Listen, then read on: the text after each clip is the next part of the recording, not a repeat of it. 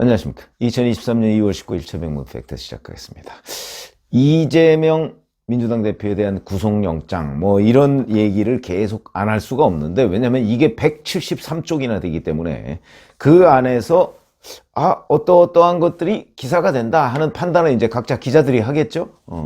그래서 저도 주말에 좀 그 내용을 이렇게 훑어봤습니다. 근데 일부 기사가 나온 것도 있고, 그런데 제가 주목한 부분은 이재명 민주당 대표, 성남시장 당시에 그 법조인입니다. 그래서 성남FC와 관련해서 인허가 장사를 하면 이게 제3자 뇌물죄에 걸린다는 사실을 누구보다 잘 아는 사람이 왜 이 범죄의 유혹에 빠져들었을까? 사실 굉장히 궁금했던 대목이었습니다. 그런데 그 과정이 여기에 상세하게 드러나 있어서 제가 오늘 한번 소개를 해드릴까. 이게 일반적으로 범죄자들이 범죄의 유혹에 빠져들게 되는 거하고 거의 비슷한 상황이다. 이런 거죠. 뭐냐면 원래 이게 성남 1화 아닙니까? 성남 1화. 1화가 누구 거죠? 통일교 거죠. 근데 통일교의 성남 1화 축구단을 운영하는 데가 통일스포츠라는 데인데, 이제 문선명이 사망을 하니까 2013년 1월쯤에 도저히 더 이상 운영을 못하겠다 그래서 매각하기로 합니다. 그래서 성남시에 타진을 하는 거죠. 성남 1화니까. 그러니까 혹시 성남시가 이거 운영할 수 있지 않을까. 그래서 타진을 해서 했더니 이재명 당시 성남시가, 이게 2013년 1월이라고 그랬습니다. 2014년에 성남시장 선거가 또 있죠. 선거 1년 한 5개월 전쯤 되죠. 그러니까 성남시에서, 이재명 성남시에서 이제 검토를 했겠죠. 검토를 했는데, 검토하는 과정에 이제 이게 축구단을 운영하려면 우선 얼마만한 돈이 들고 이런 걸 다 검토해 보니까 힘들겠다.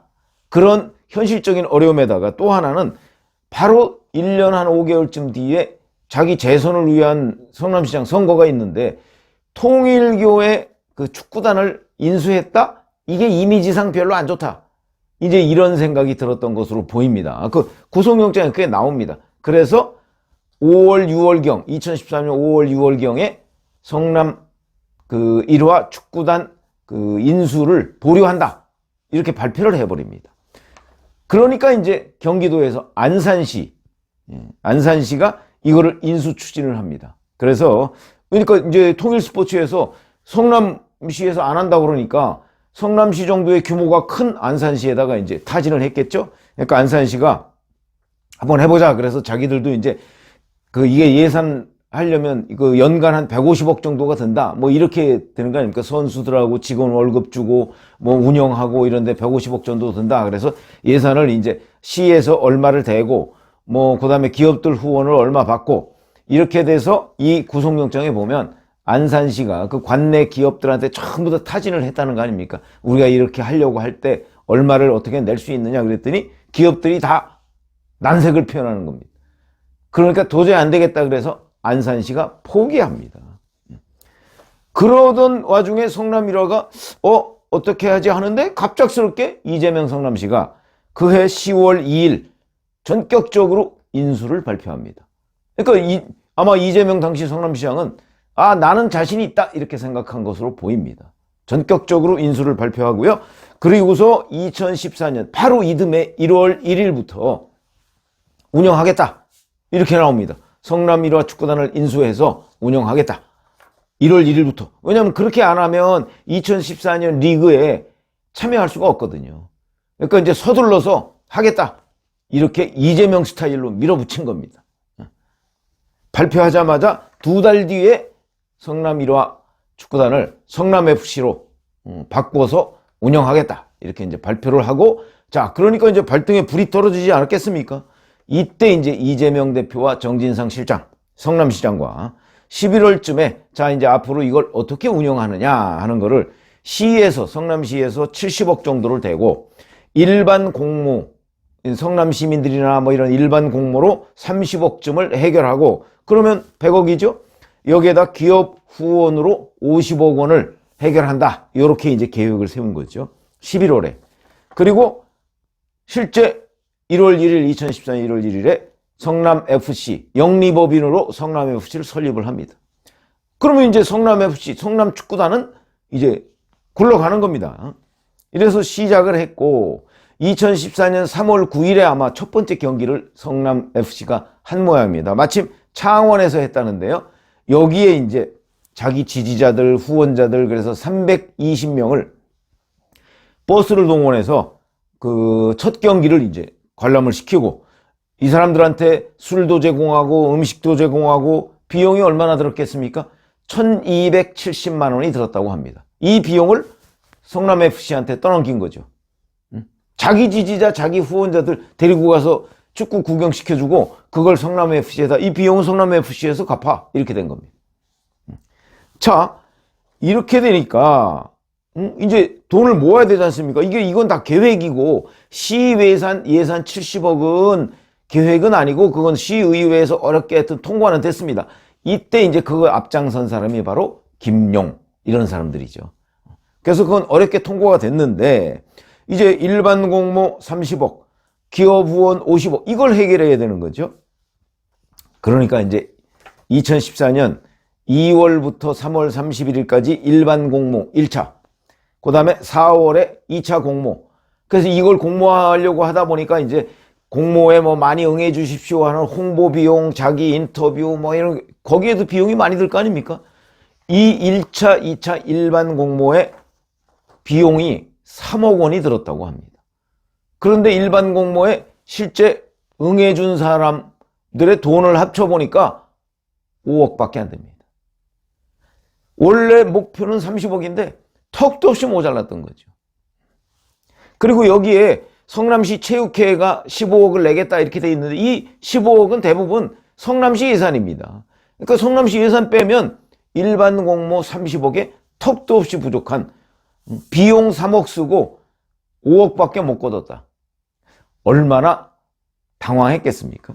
뿐만 아니고 1,000억 원 이상 매출이 되는 관내, 성남시 관내 기업 현황을 파악해서 이제 이 사람들 쭉 모아서 일종의 후원의 활동을 한 겁니다. 뭐 판교의 밤, 뭐 무슨 컨퍼런스, 뭐 이런 것들을 이제 계속 했는데 여기서도 다 실패했습니다.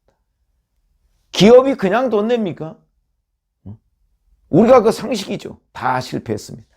이러는 사이에 1월 1일 날 이제 하고 3월 달에 첫 경기 갖고 뭐 이래 됐는데 그래도 그러니까 한 5월쯤 이제 지나니까 5월이면 6월에 선거가 있는데 시 예산 70억 중에 55억 원 정도를 쓴 겁니다. 이미 15억 남았죠. 15억도 6월 7월 정도 거치면 대충 이제 다 끝난다. 이런 비용 추계가 있을 거 아닙니까? 그거 끝날 것이다. 그러면 이제 8월쯤부터는 연간 한 6억 정도가 선수 직원 급여 이런 거로 필요하다고 하거든요. 연간 6억 정도가. 그러니까 요것도 충당이 어렵다. 충당이 어려우면 뭐죠? 부도. 성남FC 영리법인이니까 이게 부도가 난다. 위기, 부도가 날 가능성이 있다.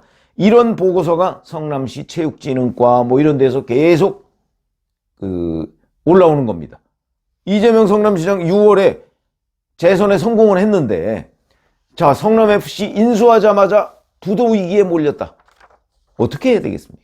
이 과정이 쫙 구속영장에 나옵니다. 그렇게 되니까 이제 이재명 성남시장과 정진상 실장 등이 그리고 언론은 언론대로 계속 비판하고요. 아니 뭐 자기가 인수하면 뭐 명문구단으로 만들겠다 뭘 어쩌고 하는데 지금 성남FC에 돈이 없다. 그래서 당장 부도 위기에 처했는데 뭔 소리냐 이러니까 둘이 이제 머리를 맞대고 어떻게 할까 하다가 7월에 그해 7월에 2014년 7월에 시의회에다가 성남FC 운영자금에 필요하다 그러면서 일단 하반기에 대략 한 50억 원 정도가 필요하다고 하니까 그러니까 30억 정도를 추가 경정 예산을 편성해 주십시오라고 했는데 시의회에서 무슨 소리냐 뭐 일반 공모 기업 뭐 그거 다 어디 갔냐 이렇게 다그치면서 반발을 합니다. 통과 안 됐죠 추경이. 그러니까 이때 범죄를 결심하게 되는 거죠.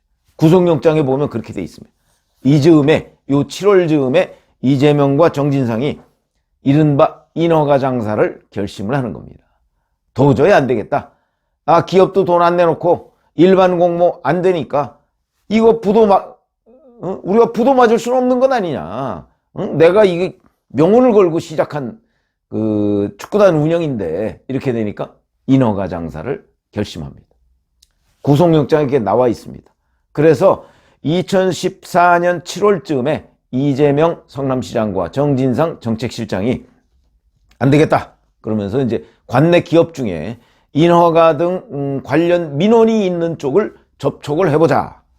그래서 우선 유동규 기획본부장한테 자, 우일의 신도시 그때 한참 진행 중이었으니까 우일의 신도시 시행업자가 푸른 우일의 프로젝트라는 거였던 모양이에요. 여기에 얘기를 우리가 좀 편의를 봐줄 테니까 저 성남FC의 후원금 좀 내. 이래서 5억을 요구해서 받습니다. 급한 거라도 막아보자 이런 거죠. 요구해서 받고요. 그리고 바로 9월 10월쯤에 그해 9월 10월쯤에 이제 두산건설이 정자동 부지 그게 원래 병원 부지로 사서 뒀던 거거든요. 근데 분당에 차병원이 들어서고 어쩌고 하면서 이 병원을 거기다 지어서 뭐 해가지고서는 타산이 없을 것 같으니까 고민하고 있던 두산건설에다가 또 제안을 합니다. 제안을 해서 접촉을 해서 거기서 이제 또 후원을 인허가를 미끼로 해서 후원을 받기로 하고 용도 변경 이런 거 해주고 그리고서 자 얼마 내 이렇게 된 거죠. 그리고 10월 초에 가면 네이버를 또 접촉합니다. 네이버도 당시에 신사옥을 만들고 그 다음에 네이버가 교육부에다가 무슨 교육시설 같은 걸 만든다고 했는데 그게 부지 확보가 안 돼서 제대로 지지부진하고 그렇지 않아도 고민 중인데 네이버에다가 타진을 해서 네이버도 굉장히 고민을 많이 합니다. 이게 불법인데 왜냐하면 네이버 당시 대표가 판사 출신이라고 했거든요.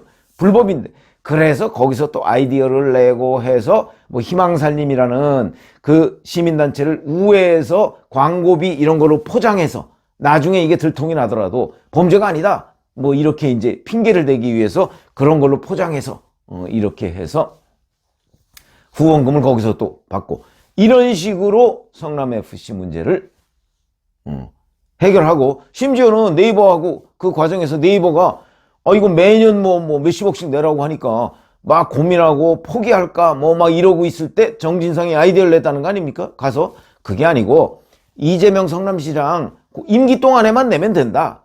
이러니까 네이버가 이제 그러면 오케이 해서 이제 방안을 찾았던 거죠. 그러니까 이 사람들이 얼마나 다급하고 그리고 심지어는 무책임하기까지 했나. 그러면 이재명 성남시장 만약에 그만두고 경기도지사로 가버리면 그 다음에 성남FC는 누가 어떻게 운영하죠? 이재명 성남시장 재임 기간에만 네이버나 이런 데에서 후원금 내라. 그럼 그 다음부터는 안 낼 거 아닙니까? 실제 안 냈습니다. 그럼 성남FC 요새 재정 상태가 어떻게 되는지 잘 모르겠으나 여하튼 그렇게 정진상 실장이 아이디어를 내기도 했다. 그러니까 얼마나 다급했으면. 그래서 이걸 종합해보면 이런 겁니다. 축구단 운영이라는 게 쉽지 않다는 걸 이재명 당시 성남시장이 잘 알았죠. 그런데 본인이 오판을 한 거죠. 일반 시민 공모, 시민 한 주각기 운동 이런 걸 통해서 그렇게 하고 그 다음에 기업 후원으로 해결할 수 있을 줄 알았는데 잘 안 되니까. 그리고 나서도 그런 걸 다 면밀히 따져보고 인수를 결정한 것도 아니고 일단 인수를 먼저 발표를 해놓고 하려고 하니까 안 되니까. 그러니까 이제 인허가 장사를 할 수밖에 없는 이른바 범죄의 유혹에 빠졌다. 이게 일반적으로 범죄자들이 그 유혹에 빠져서 범죄를 저지르는 과정하고 이 구속영장을 보면 이재명 성남시장이 성남FC 제3자 뇌물죄를 저지르는 과정하고 크게 다르지 않습니다. 구조가. 급하고 일단 본인이 질러놨는데 성남FC 인수한다고. 그러고서 이거 모금이나 이게 해보니까 잘 안 되거든요. 그리고 부도 위기를 맞죠? 그러니까 이게 부도가 나면 아이고 이재명 성남시장 큰 소리 뻥뻥 치더니 이래서 자기 앞으로의 꿈이 다 날아가는 거 아닙니까?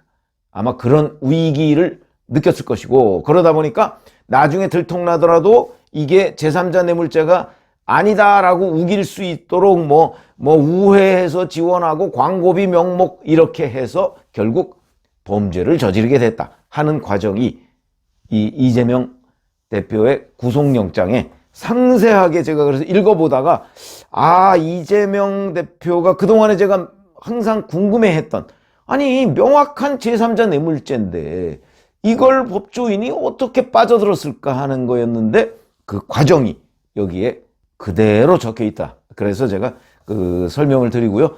뭐 이런 부분은 이제 이재명 대표는 뭐 다 부인하겠죠? 이런 과정은 부인할 수가 없을 텐데 그게 결국은 광고비다 이렇게 끝까지 아마 재판 과정에서 주장을 할 겁니다. 후원금이 아니고 광고비다 이렇게 주장을 할 겁니다. 뭐 그거는 이제 판사가 판단을 하겠지만, 글쎄 판사가 이런 과정을 쭉 읽어보고도 이게 제3자 뇌물죄가 아니라고 판결하기 어려울 것 같은데요. 뭐 그런 생각이 들어서 소개를 해드렸습니다. 고맙습니다.